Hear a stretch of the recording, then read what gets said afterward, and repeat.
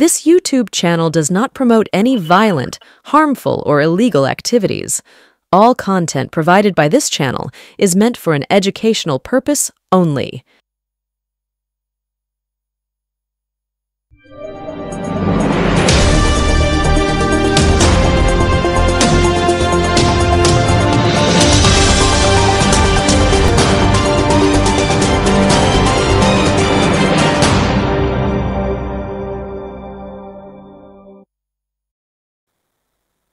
সুপ্রভাত, good morning এবং আদাব জানাই আপনাদের প্রত্যেককে। আপনাদের একটা কথা প্রথমে বলে নিই যে আমার চোখের যে সমস্যাটা চলছিল সেটা ধীরে ধীরে আমার ভিশন আসছে, কিন্তু তা সত্ত্বেও আজকে অনেক অসুবিধার মধ্যে অনির্বাণ বিশ্বাস যেভাবে আমার এই ভিডিওটা করলো, তাতে তাকে আমি প্রথম কৃতজ্ঞতা জানিয়ে এনকে ডিজিটালের আজকের অনুষ্ঠান শুরু করছি। শেষ কথা মমতার। আপনারা তো জানেন যে গত সোমবার দিন যে মমতা বন্দ্যোপাধ্যায়ের বাড়িতে অর্থাৎ কালীঘাটে যে মিটিং হলো, তাতে অনেকগুলো কমিটিকে বর্ধিত করা হলো বা বিন্যাস করা হলো বলতে পারে। যেটা দাঁড়ালো সেটা আপনাদের পরিষ্কার বলি যে কমিটি যে কটা হয়েছে প্রত্যেকটা কমিটি কিন্তু মমতা বন্দ্যোপাধ্যায়ের নিজস্ব ইচ্ছায় হয়েছে এবং মমতা বন্দ্যোপাধ্যায় নিজে সেই কমিটিগুলো তৈরি করেছেন। এবং তাই নিয়ে বাজার পত্রিকায় গতকাল যে খবরটি বেরোলো তাতে করে লেখা হলো যে ফের ক্ষমতায় মমতা ইত্যাদি ইত্যাদি, বা মমতার ইচ্ছা মতন মিটিং হয়েছে। এটাতে ছোট্ট করে একটা কথা বলি যে বাড়িটা মমতার, বাড়িটা তৈরি করেছেন মমতা, সংসারটা তৈরি করছেন মমতা, তাদের রেহেন স্যাহেন সমস্ত কিছু করছেন মমতা। তা মমতার ইচ্ছে মতন হবে তো না, তো কার ইচ্ছে মতন হবে? আপনাদের নিশ্চয়ই স্মরণে আছে যে 1980-তে কংগ্রেস ভেঙে যখন ইন্দিরা গান্ধী কংগ্রেস আই, যেটা আজকেও এক্সিস্ট করছে, তো সেই কংগ্রেসটা কিন্তু ইন্দিরা কংগ্রেস আজ অব্দি কিন্তু কংগ্রেস আই নামেই চলছে। এছাড়াও দেখুন উদ্ধব ঠাকরের যে দল বা শরদ পাওয়ারের যে দল, সেগুলো কিন্তু তাদের নামে চলে। সুতরাং নামের তো এখানে কোনো বালাই নেই। মমতা বন্দ্যোপাধ্যায়ের পার্টির নাম হচ্ছে কি তৃণমূল কংগ্রেস, কিন্তু সকলেই জানে যে মমতার একটা ছবি থাকলেই ভোটে জিতে আসা যায়। তো সম্প্রতি যে ভোটটা হলো তাতে করে বিপুল ভোটে জিতলো সিপিএম এর আসন, সিপিএম এর ভোট কমে গেল, বিজেপির ভোট কমে গেল। প্রত্যেকটা জায়গাতে মমতা বন্দ্যোপাধ্যায় বা তৃণমূল কংগ্রেস 60-এর কাছাকাছি প্রায় পার্সেন্টেজ পেয়ে গেল। তো সেটা হলো কি করে? যাই হোক, সেগুলো নিয়ে বিস্তারিত আলোচনা হয়েছে।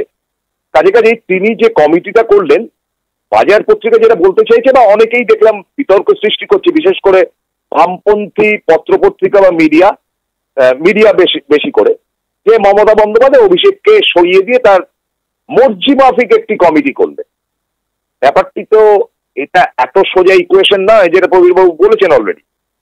মমতা বন্দ্যোপাধ্যায়ের পাশেই তো অভিষেক বন্দ্যোপাধ্যায় বসেছিলেন এবং তার প্রেসিডেন্ট তিনি কমিটিটা করেছেন, এবং তিনি যে কমিটিটা করেছেন সেটা অভিষেক বন্দ্যোপাধ্যায়ের সম্মতি না থাকলে কমিটিটা হয়ে গেল, এবং তারপরে তো কোনো সিন ক্রিয়েট হয়নি। আমি নিজে মমতা বন্দ্যোপাধ্যায়ের বাড়িতে গিয়েছিলাম এবং আমি দেখেছি যে পুজো বলুন, কালী পুজো বলুন বা বিভিন্ন অনুষ্ঠান বলুন, অভিষেক যতক্ষণ না আসেন ততক্ষণ পর্যন্ত মমতা বন্দ্যোপাধ্যায় অপেক্ষা করেন। এখানে অভিষেক মমতার মধ্যে লড়িয়ে দেওয়ার কোনো জাস্টিফিকেশন নেই, কারণ বাস্তব সত্যটা হচ্ছে যে নির্বাচন অভিষেক বন্দ্যোপাধ্যায় কেউ প্রচারে নামেন। আঞ্চলিক নেতাদের উপর দায়িত্ব দেওয়া হয়েছিল যে তোমরা জিতিয়ে আনো, এবং জিতিয়ে আনতেই হবে। এবং যেটা বলা যায় যে আলিপুরদুয়ারের যে আসনটি জিতিয়ে আনা হয়েছে সেটা তো অবিশ্বাস্য। সেটা কি করে একটা 27,000 বা 30,000 ভোটে একসময় হারতো, সেখানে 30,000 ভোটে জিতলো কি করে? 60,000 ভোটে জিতলো বলা যেতে পারে, পুরোনোটা মেক আপ করে আরো 30,000। কাজেই সমস্তটাই মমতা বন্দ্যোপাধ্যায়ের নামে কাটছে। তাহলে মমতা বন্দ্যোপাধ্যায় কি ভগবান? এটা প্রশ্নটা করতে ইচ্ছা করে। তা তো নয়, তিনি তো মানবী। তিনি তো গতকালও তিনি নৈহাটিতে গিয়ে বড়মার মন্দিরে গিয়ে পুজো আর্চা দিয়ে এসছেন, এবং তিনি বড়মার সামনে নতজানু হয়ে বলেছেন যে বাংলার ভালো হোক। সুতরাং তিনি মানবী, দেবী নন। দেবীর কাছে তিনি আরাধনা করেছেন, কিন্তু তিনি অতি মানবী হয়ে গেছেন। সেটা তো তার দায়িত্ব, তার বোঝাপড়ার ব্যাপার, তিনি তৈরি করছেন। কাজে এটা নিয়ে মিডিয়ার এই বিতর্কিত লড়বড়ে কথাবার্তাগুলো বন্ধ হোক। কারণ একটা ব্যাপার ঠিক, তিনি আজকেও যদি মনে করেন যে তার মতন করে তিনি কমিটি তৈরি করবেন, তাহলে তিনি কমিটি তৈরি করবেন। তার যদি মনে হয় যে এই কমিটির থেকে তিনি প্রায় শতাংশের ক্ষেত্রে 90% বাদ দিয়ে নতুন লোকেদের আনবেন, তাই তিনি করবেন। কারণ বলার কিছু আছে? এই দলে কারোর ক্ষমতা আছে মমতা বন্দ্যোপাধ্যায়কে বাদ দিয়ে কিছু ভাবনা চিন্তা করার? আমি অভিষেক বন্দ্যোপাধ্যায়কে পরম শ্রদ্ধা রেখে, বা আরো যারা বড় লিডার রয়েছেন, অরূপ বিশ্বাস বা সুজিত বোস, যারা সাংগঠনিকভাবে সাংঘাতিক শক্তিশালী, তো আপনারা একটু ভেবে দেখুন 1998-এ মমতা বন্দ্যোপাধ্যায় যখন দলটি করেছিলেন, তাতে করে 11-12টি আসন বেরিয়েছিল মমতার নামে। হ্যাঁ, অজিত পাজার একটা ভূমিকা ছিল, অজিত পাজা সংগঠনটা ভালো জানতেন, সব ঠিক আছে, কিন্তু আলটিমেটলি তো মমতারে বাবা। তো সুতরাং এটা নিয়ে কোনো বিতর্ক থাকুক, এটা মোটেই কাম্য নয়, এবং এভাবেই চলবে। একটা ব্যাপার তো পরিষ্কার, যে তিনি যে কমিটিটা করেছেন তাতে বেশিরভাগ ক্ষেত্রেই দেখা যাচ্ছে যে এক পার্লামেন্টারিয়ান কমিটিটা বাদ দিয়ে সেখানে অভিষেক বন্দ্যোপাধ্যায় রয়েছেন। বাকি কমিটিগুলিতে তার সর্বক্ষণের সঙ্গী অরূপ বিশ্বাস এবং ববি হাকিম রয়েছে কমন, এবং বোধহয় চন্দ্রিমা ভট্টাচার্য প্রায় প্রত্যেকটা কমিটির মধ্যে রয়েছে। কিন্তু একটি অতিরিক্ত জায়গায় অতিরিক্ত দায়িত্ব পেয়েছেন অরূপ বিশ্বাস। অরূপ আমার অত্যন্ত প্রিয় বন্ধু। অরূপকে দায়িত্ব দেওয়ার কারণটা হচ্ছে যে অরূপ একেবারে চট করে মিডিয়ার সামনে আসেন না, অনর্গল বাজে বকেন না।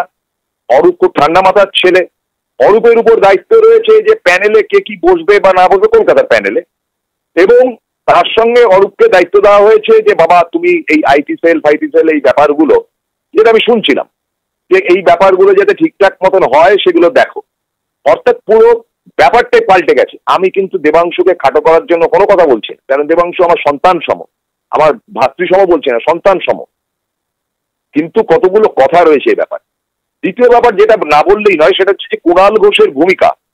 আমি বলতে দ্বিধান্বিতভাবে বলতে রাজি আছি যে গত আরজিকর কাণ্ড থেকে শুরু করে শেষ দিন অবধি কুণাল ঘোষের একটা বিরাট ভূমিকা ছিল, এবং কুণাল ঘোষের ভূমিকা অনস্বীকার্য।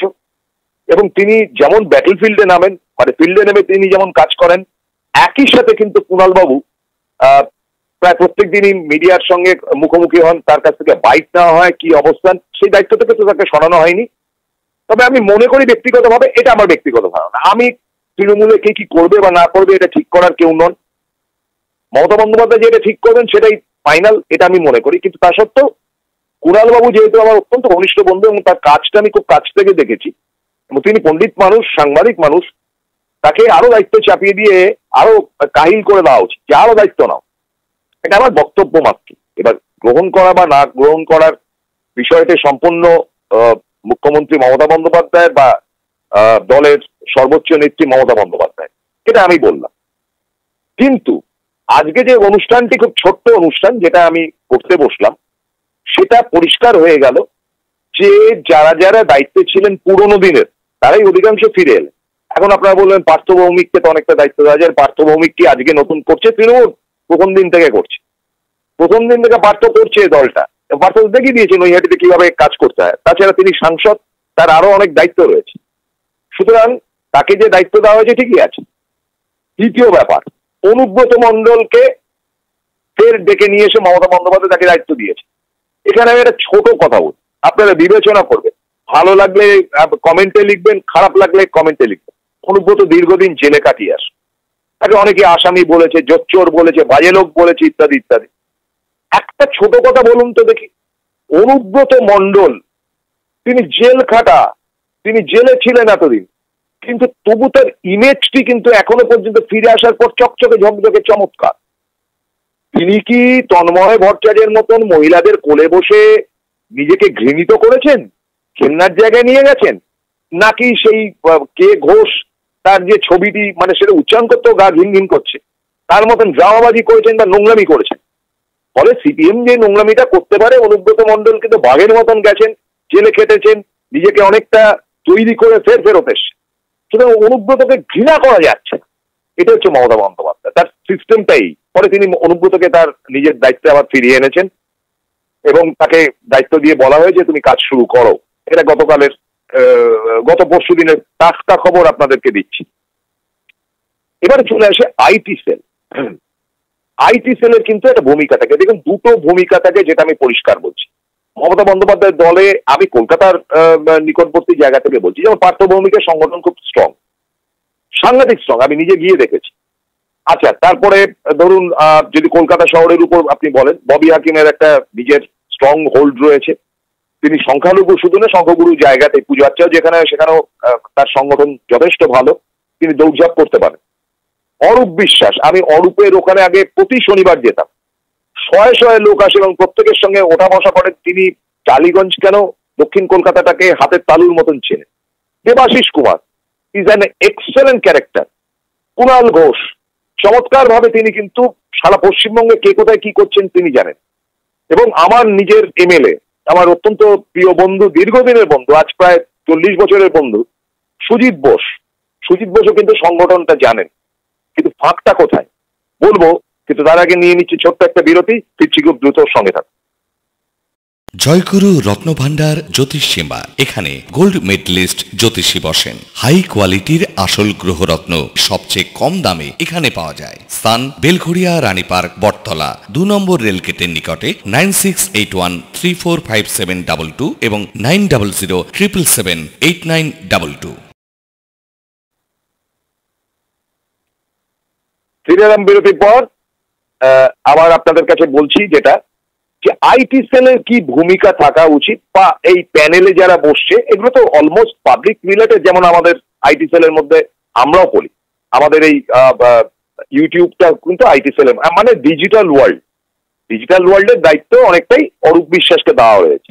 মানে অরূপ সিনিয়র, অরূপ বিষয়টা বোঝে, অরূপ এর আগেও এই দায়িত্ব পেয়েছিল এবং অরূপ নিষ্ঠার সঙ্গে কাজটি করবে। অরূপের মধ্যে কেন এ ভালো ও মন্দ, কিন্তু অরূপের কাছে তো বটেই।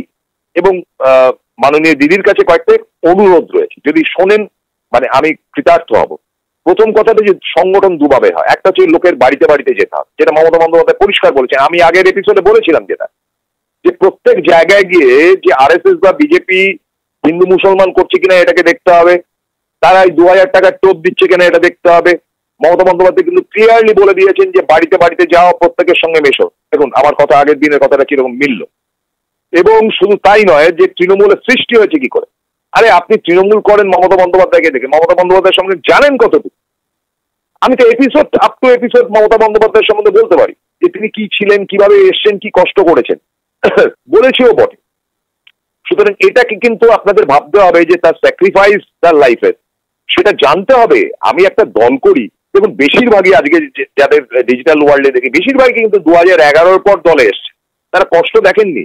আমরা সিপিএম এর হাতে কিভাবে দিনের পর দিন হ্যারাস্ট হয়েছি, কিভাবে মার খেয়েছি, ধর খেয়েছি, আমাদের বন্ধু বান্ধব খুন হয়েছে, তার মূল্য নেই। সেখানে মমতা বন্দ্যোপাধ্যায়ের লড়াইয়ের মূল্য নেই, এগুলো জানতে হবে। সুতরাং এগুলো লোকের বাড়িতে বাড়িতে বলতো। এটা যেমন সংগঠনের কাজ, সংগঠনকে স্ট্রং করার কাজ, এটা সিপিএম খুব নিখুঁত করতে পারত। ব্যক্তি বিশেষের উপর সিপিএম এর কোনো ব্যাপার নেই, ওরা পার্টি লেনিন ফেনিন বলতো আর কি। আরে লেনিনও তো ব্যক্তি রে বাবা, মার্কসও তো ব্যক্তি। যাই হোক, মমতা বন্দ্যোপাধ্যায়ের ইমেজটাকে ধরে তার স্যাক্রিফাইসটাকে এবার তুলে ধরার ব্যবস্থা তিনি যেমন করছেন, তেমন কার কি অসুবিধা, কার লক্ষ্মীর ভান্ডার দরকার, কার স্বাস্থ্যসাথী দরকার, কে কোন অসুবিধাতে আছে, এটার দিকে তিনি নজর দিচ্ছেন। তিনি তো জানতেন, আমি তো এই তো সামনে ভোট আসলে 2026-এ তিনি 250 আসন পাবেনি কনফার্ম লিখে। আমি বলে না, সবাই বলছি, এটা দিলীপ ঘোষও জানে। তাহলে আইটি সেলের ভূমিকা বা ডিজিটাল ওয়ার্ল্ডের ভূমিকা কি? অত্যন্ত শ্রদ্ধার সঙ্গে জানাই যে গত লোকসভা নির্বাচনের আমাদের এই ডিজিটাল ওয়ার্ল্ডে যারা আমরা ইউটিউবার এবং যারা কোনো কমিটিতে নেই, তৃণমূলটাকে পাগলের মতন ভালোবাসে, তাদের ভূমিকা অসাধারণ। যেটা দিদিকে আমি প্রশ্ন করেছিলাম লোকসভা নির্বাচনে ভোটের রেজাল্ট বেরোনোর পর, তিনি সেলিউট জানিয়েছিলেন এবং তিনি বলেছেন আমি সেলিউট জানাই। সুতরাং ডিজিটাল ওয়ার্ল্ডের একটা ভূমিকা আছে, সে যেটা কিন্তু আমাদের ধরুন আইটি সেল যেটা রয়েছে তাকে অনেক বেশি স্ট্রেনথেন করা দরকার। কতগুলো লোককে ডেকে নিয়ে এসে কমিটি করে ফেললাম, তাদের কোনো ভূমিকাই নেই। আমি তো এমন কয়েকজনকে জানি যে তারা চ্যাংরামি করছে বসবো। কে বলছে আমার মেয়েকে নিয়ে বেড়াতে যাচ্ছি, ওর ছেলেকে নিয়ে বেড়াতে, দলের হয়ে প্রচার আর প্রচার করবে কি? তার প্রচার দেখার মতন 50টা লোকও নেই, তো সেগুলো প্রচার নাকি? সে 25টা লাইক আর 2টো কমেন্ট পাচ্ছে। আরে বাবা, সেগুলো সব তৃণমূল। ওটা প্রচার নয়। প্রচার হচ্ছে গিয়ে অ্যাবসলিউটলি ডিজিটাল ওয়ার্ল্ডের প্রচার হচ্ছে, যেগুলো আমাদের সাধারণ এরা করছিল, অমিত সিনহা থেকে শুরু করে রাহুল চক্রবর্তী বা আরো যারা রয়েছে। এবং আমি অমিত নাইয়ার কথাও বলবো যে সেও প্রচার করেছে চমৎকার। সৌরভ গাঙ্গুলির কথা বলবো, সেও চমৎকার প্রচার। এরকম অনেকে রয়েছে যারা প্রচারটা করবার চেষ্টা করেছেন। সাকসেসটা পরের কথা, কিন্তু সেটা একটা কমিটি, একটা হোল্ডিং কমিটি, যেটা বিজেপি অনেকটা এগিয়ে, সিপিএম দারুণ এগিয়ে, তারা জিততে পারেনি ঠিকই, কিন্তু মানুষের কাছে তারা বিকৃত বাংলার বিকৃত চেহারাটিকে তুলে ধরেছে। সেটাকে ইতিবাচক করতে গেলে এই টিম নিয়ে কাজ করা চলবে না। এটা মমতা বন্দ্যোপাধ্যায়ের কাছে আমার বিনীত অনুরোধ, যে এত স্ট্রেনদেন যাদেরকে মানুষ বিশ্বাস করে, যে সমস্ত ইউটিউবের পপুলারিটি আছে, তাদেরকে ব্যবহার করুন দিদি, কোনো সমস্যা নেই। অরূপ আমাদের অত্যন্ত পরিচিত, আমরা সবসময় যান প্রাণ লড়িয়ে দিতে পারি, আমরা হাজির থাকতে পারি। আমরা শুধু বলে না, দীপক ব্যাপারী আছে, আরো অনেকে আছেন, সুমন ভট্টাচার্য আছেন, রন্তিদেব সেনগুপ্ত আছেন, এরা খুব পজিটিভ। দ্বিতীয় ব্যাপারটা হচ্ছে যে দলের প্যানেলে বসবেন। এখানে আমি দিদি একটা অনুরোধ করি, শুধুমাত্র পার্টির লোক না, এই যে রন্তিদা আছেন, রন্তিদেব সেনগুপ্ত আছেন, সুমন ভট্টাচার্য আছেন, এদেরকে ব্যবহার করা হোক। কারণ আমরা দেখেছি যে ভোটের আগে আরজিকর কাণ্ডের পর চোর বলছে, জোচ্চোর বলছে, রেপিস্ট বলছে, তাকে কাউন্টার করার মতন যারা বসছে তারা ওই ভাষায় কথা বলতে পারছে না। আমি একটা ব্যাপার বুঝি, গুপি গান বা গামাইনের মতন এই ভাষাতেই করি গান, যা শোনো দিয়া মনোপ্রাণ। হ্যাঁ, এই যে গুপি যে গানটা গিয়েছিল রাজার সামনে, ঠিক যে ভাষা বোঝে সে ভাষাতে প্যানেলে বসে কথা বলতে হবে। ওখানে আতুপাতু করে লেবা লেবা কথা বলতে হবে না। যেখানে খুব ভালো করে, আমি বলছি যে অরূপ চক্রবর্তী টেরিফিক ভালো, রিজু ভালো, অনেকেই ভালো, আমাদের মন্ত্রী মশাই দুর্দান্ত স্নেহাশিস, কিন্তু এরকম অ্যাটাকিং মুডের লোকেদেরকে রাখতে হবে। এক, দরকার হলে প্যানেলে কাউকে যাওয়া আগে তাকে তৈরি করা হোক, এবং 3-4টা প্যানেলে আপনারা লোক পাঠান না, সেখানে তারা সব সেজে গুজে বসে। দিদি একটা ছোট্ট রিকোয়েস্ট, বা অরূপের কাছে বলছি, অরূপ তোমার কাছে আমার রিকোয়েস্ট, বা কুণাল বাবুর কাছে বলছি, যে কুণাল একটা রিকোয়েস্ট, যে আপনারা শুধু একটা প্রেস মিট ডেকে বলুন, যারা যারা তৃণমূল সেজে বসছে তারা দলের কেউ না, ব্যাস এই একটা লাইন বললেই হবে। দল তাদের দায়িত্ব নিচ্ছে না, ব্যাস একটা লাইন বললেই হবে, তারপরে আমরা বাকি খেলা দেখাবো। আবারও বলছি, এই যে বিভিন্ন প্যানেলে বসছে যারা যারা দলের কেউ না, সেজে গুজে বসছে, অশিক্ষিত, তারা মাল খাচ্ছে, তারা টাকা খাচ্ছে, খেয়ে যেভাবে প্যানেলের মানে টিভি চ্যানেলগুলো যা যা শিখিয়ে দিচ্ছে তাই বলছি, এটা নির্লজ্জ, বেহায়া, এদের জঞ্জাল এরা। আমি তো একটা পোস্টও করেছি, এটা জঞ্জাল, অশিক্ষিত জঞ্জাল।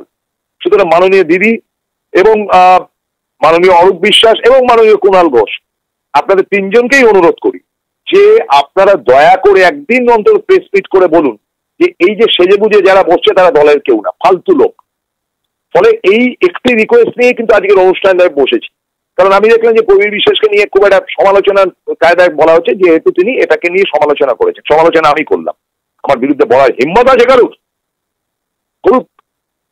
আমি স্ট্রেট বলছি, ডিজিটাল ওয়ার্ল্ডকে স্ট্রং করতে হবে, আইটি সেলকে স্ট্রং করতে হবে। কারণ এখন ধীরে ধীরে আইটি সেলের দিকে চলে যাচ্ছে, ডিজিটাল ওয়ার্ল্ডের দিকে চলে যাচ্ছে, টেলিভিশন দেখছে কম। সুতরাং মাননীয় দিদি, আমার অত্যন্ত প্রাণের মানুষ আপনি, আমি অভিষেক বন্দ্যোপাধ্যায়কেও বলবো, আমি অরূপ বিশ্বাসকেও অনুরোধ করব যে ডিজিটাল ওয়ার্ল্ডটাকে স্ট্রং করুন। এটুকু বলে আজকের মতো শেষ করছি। ভালো থাকুন, সুস্থ থাকুন, আমিও খুব দ্রুত সুস্থ হবার চেষ্টা করছি। নমস্কার, আদাব।